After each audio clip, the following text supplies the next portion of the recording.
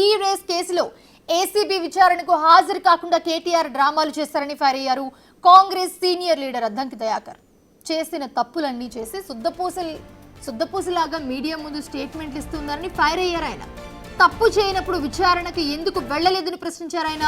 ACB మీరు ఉన్నప్పటికీ కూడా ఉంది కదా అని గుర్తు చేశారు.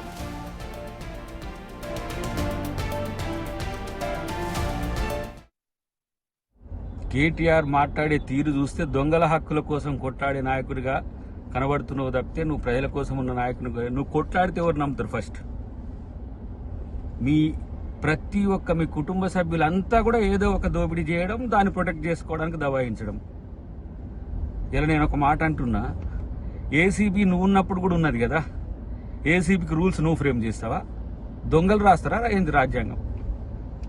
అనుముల రేవంత్ రెడ్డి రాజ్యాంగాన్ని, బాబాసాహెబ్ రాజ్యాంగాన్ని అమలు పరుస్తాడు, గుర్తుపెట్టుకో. నీలాంటి దొంగలకు, దబాయింపులకు, లేకపోతే దోచుకొని బాగా ఉన్న దమ్ముతోని ఏదో దన్నుతోని నేనేదో చేస్తా అని చెప్పి వాళ్ళ నీళ్ళను మభ్యపెట్టినట్టు ప్రభుత్వాన్ని మభ్యపెట్టలేరు, గుర్తుపెట్టుకోండి. ఇలా ప్రజల సొమ్ములు తిన్నోడు డెఫినెట్గా అరెస్ట్ కావాల్సిందే, జైలు కూడా తినాల్సిందే. మిమ్మల్ని ప్రజల కోసం కొట్లాడమని, ప్రజల కోసం ప్రభుత్వాన్ని నడపమని చెప్తే వీళ్ళ ప్రజల సొమ్మునే దోచుకొని ఇలా ప్రభుత్వాన్ని దబాయిస్తున్నారు, అధికారులను దబాయిస్తున్నారు, ముఖ్యమంత్రిని దబాయిస్తున్నారు. మీ దబాయింపులు దేనికి? మిమ్మల్ని రక్షించుకోవడానికి. మీ వల్ల ఒక్కరికి లాభం లేదు. ఇవాళ ప్రభుత్వం వస్తే మీ నలుగురు బాగుపడ్డారు. ఇప్పుడు కొట్లాడేది మీరు నలుగురే తప్పితే ఇంకొకరు లేరు మీ పక్షాన. ఎవరో ఒకళ్ళిద్దరు ఆలీలను పెట్టుకొని ప్రెస్ మీట్లు పెడుతుంటారు అంతే తప్పితే మీ కొరకు జనం ఆలోచిస్తలే, జనంలో మీరు లేరు, జనం మిమ్మల్ని పట్టించుకోవట్లేరు అనే విషయాన్ని ఆలోచిస్తే మంచిదని చెప్పి హితవు. కేటీఆర్ తను తప్పు చేసి తనేదో నిజాయితీ పరునన్నట్టు దబాయించే స్టేట్మెంట్స్ ఇవ్వడం అనేది సిగ్గుచేటు. నిన్ను దోపిడీదారుల హక్కుల చైర్మన్గా చేస్తే బాగుంటట్టుంది. ఎందుకంటే మీరు డ్రామాలు చేయండి, మీరేమైనా చేసుకోండి, అది చేసుకోండి, నేను మాత్రం ప్రజల కొరకు కొట్లాడతానంటే ప్రజల కొరకు కొట్లాడి ప్రజల కొరకు ప్రభుత్వంలో ఉండి ప్రజల్ని దోచుకోమనరా? ప్రభుత్వం దోచుకుంటోళ్ళ హక్కుల కోసం కాపాడుతుందా ఇది?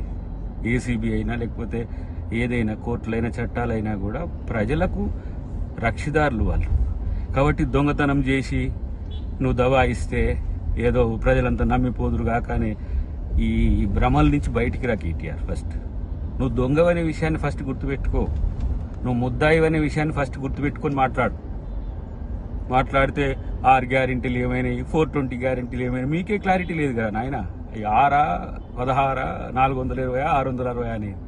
మరి మీ ప్రభుత్వం అధికారంలో ఉన్నప్పుడు ఇట్లే లాయర్లను మమ్మల్ని తెచ్చుకొని ఇచ్చిండ్రా? మురళీ ముదిరాజ్ కేసులో మమ్మల్ని జైల్లో పెట్టింది ఎట్లా పెట్టిండ్రు? పిలుచుకొని పోయి ఛాయ్ దాపిస్తానికి తీసుకుపోయి 10 కేసులు పెట్టి లోబడి పడేసిండ్రు. మీకో దారి, మాకో దారి.